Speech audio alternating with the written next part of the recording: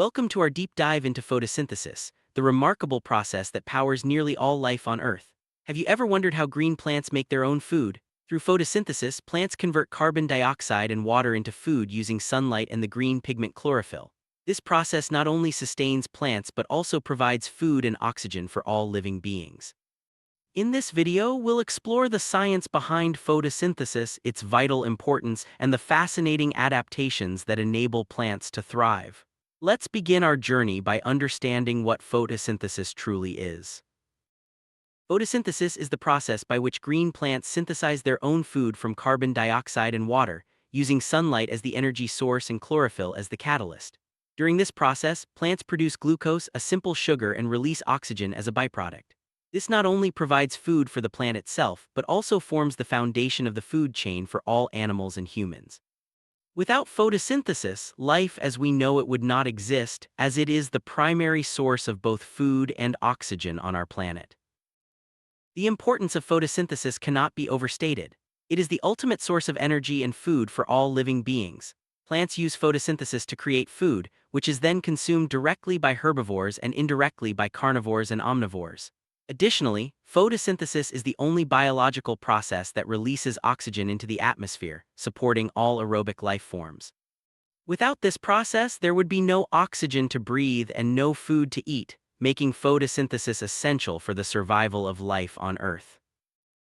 Chlorophyll is the vital green pigment found in plants, responsible for capturing light energy from the sun. It is located within tiny cell organelles called chloroplasts, which are mainly found in the mesophyll cells of leaves. Chlorophyll comes in several types, with chlorophyll A and B being the most abundant. This pigment not only gives plants their green color, but also plays a central role in the photosynthetic process. Without chlorophyll, plants would be unable to harness solar energy and produce food. Chloroplasts are minute, oval-shaped organelles bounded by a double membrane. Inside, they contain stacks of flattened sacs called thylakoids, arranged in piles known as grana. These structures are suspended in a colorless ground substance called stroma. Chloroplasts are mainly found in the mesophyll cells, which are sandwiched between the upper and lower epidermis of the leaf. The unique structure of chloroplasts allows them to efficiently capture light and carry out the complex reactions of photosynthesis. Chlorophyll is sensitive to light. While it is essential for capturing sunlight, too much light can actually destroy chlorophyll. For example, grass growing in the shade under a stone turns yellowish because new chlorophyll cannot form, and the old chlorophyll disintegrates in the absence of light. This delicate balance highlights the importance of optimal light conditions for healthy plant growth and efficient photosynthesis. Stomata are tiny openings on the surface of leaves that play a crucial role in photosynthesis. Their main function is to allow carbon dioxide from the atmosphere to enter the leaf. Alongside photosynthesis, transpiration also occurs through these openings. Stomata open during the day to let in CO2 and close at night or when not in use, minimizing water loss. The opening and closing of stomata are regulated by the guard cells, which respond to light and internal water conditions. There are two main theories explaining how stomata open and close: the potassium ion concentration theory and the sugar concentration theory. The potassium ion theory suggests that during the day, guard cells use ATP to pump potassium ions in, making them absorb water and become turgid, thus opening the stomata. The sugar concentration theory, an older idea, proposes that sugar produced during photosynthesis increases osmotic pressure, drawing water into guard cells. Both theories highlight the dynamic regulation of gas exchange in plants. When water content in the leaf drops, the guard cells lose water through exosmosis and become flaccid. As a result, their inner thick walls straighten, causing the stomata to close. This mechanism helps the plant conserve water during periods of drought or darkness.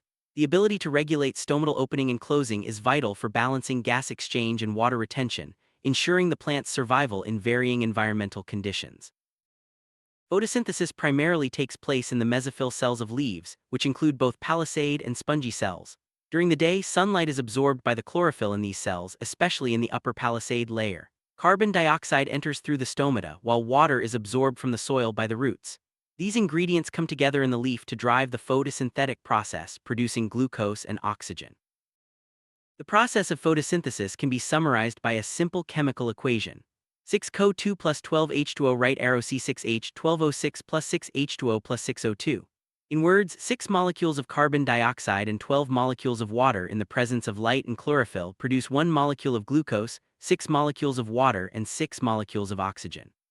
This equation captures the essence of how plants transform simple substances into energy-rich food and vital oxygen. Photosynthesis occurs in two main phases, the light-dependent phase and the light-independent phase. The light-dependent phase, also called the photochemical phase, requires sunlight and takes place in the thylakoids. The light-independent phase, also known as the biosynthetic or dark phase, does not require light and occurs in the stroma. Both phases are essential for the complete transformation of carbon dioxide and water into glucose and oxygen. In the light-dependent phase, sunlight activates chlorophyll molecules, which absorb photons and become energized. This energy is used to split water molecules into hydrogen and oxygen, a process called photolysis. The hydrogen ions are picked up by NADP to form NADPH, while oxygen is released as a byproduct. Additionally, the electrons released help convert ATP into ATP, an energy-rich compound. These products are then used in the next phase of photosynthesis. The light-independent phase, also known as the biosynthetic or dark phase, does not require direct sunlight. Instead, it uses the ATP and NADPH produced in the light-dependent phase to convert carbon dioxide into glucose. Most green plants quickly convert this glucose into starch for storage. This phase ensures that plants can continue producing food even when sunlight is not directly available, as long as the necessary energy carriers are present. Light-dependent and light-independent phases of photosynthesis differ in several ways. The light-dependent phase requires sunlight and occurs in the thylakoids, producing ATP, NADPH, and oxygen. The light-independent phase takes place in the stroma and uses ATP and NADPH to synthesize glucose from carbon dioxide. Both phases are interconnected, with the products of one serving as the reactants for the other, ensuring the seamless flow of energy and matter within the plant. Leaves are perfectly adapted for efficient photosynthesis.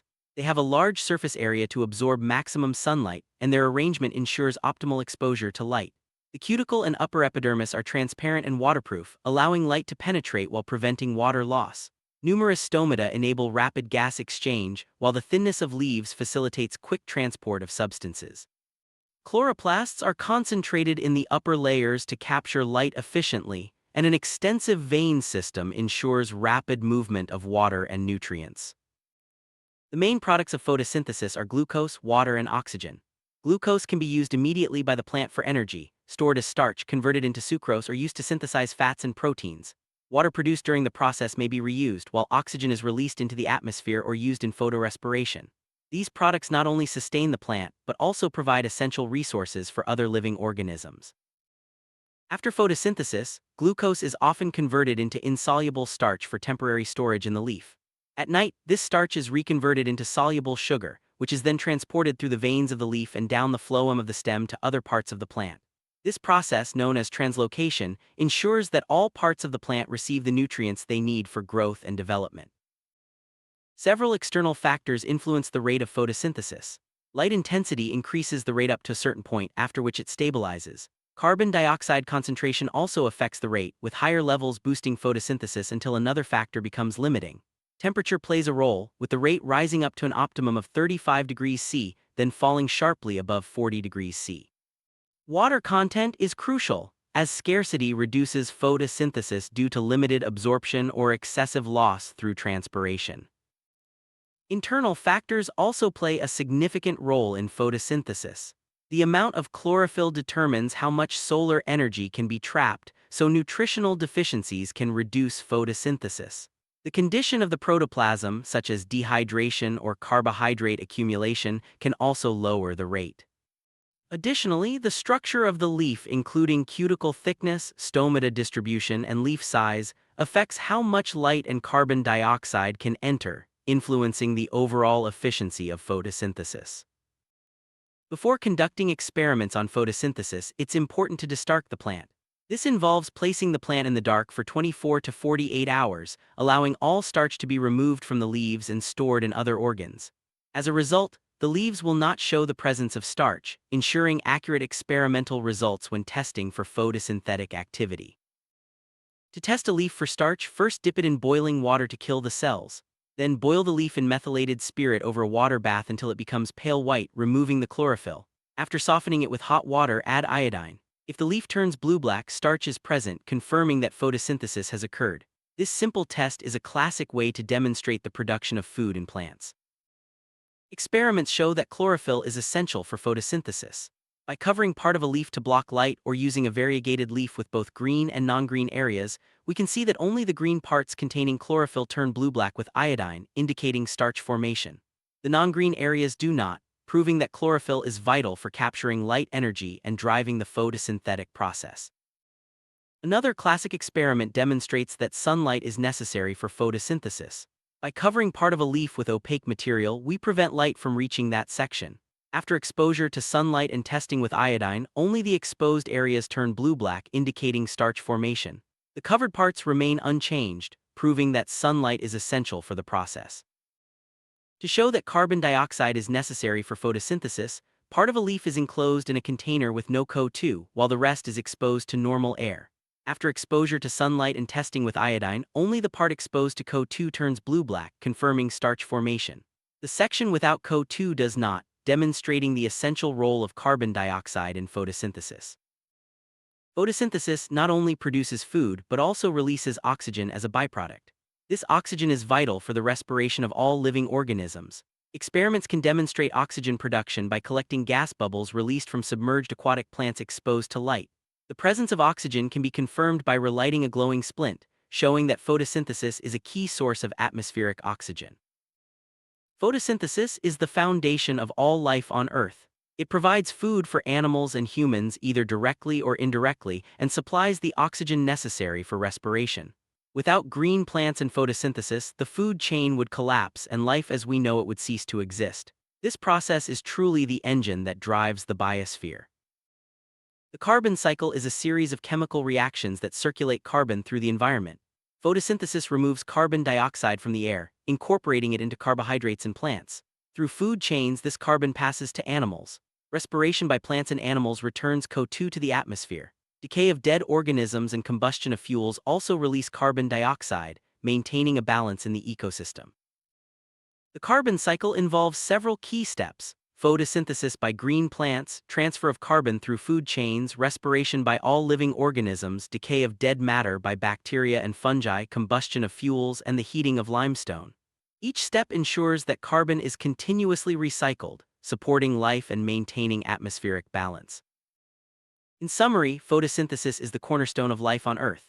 It enables plants to produce food and oxygen, supports all living organisms, and maintains the balance of carbon in the environment. From the intricate structure of chloroplasts to the global carbon cycle, every aspect of photosynthesis is vital for sustaining life. Understanding this process helps us appreciate the interconnectedness of nature and the importance of protecting our green world.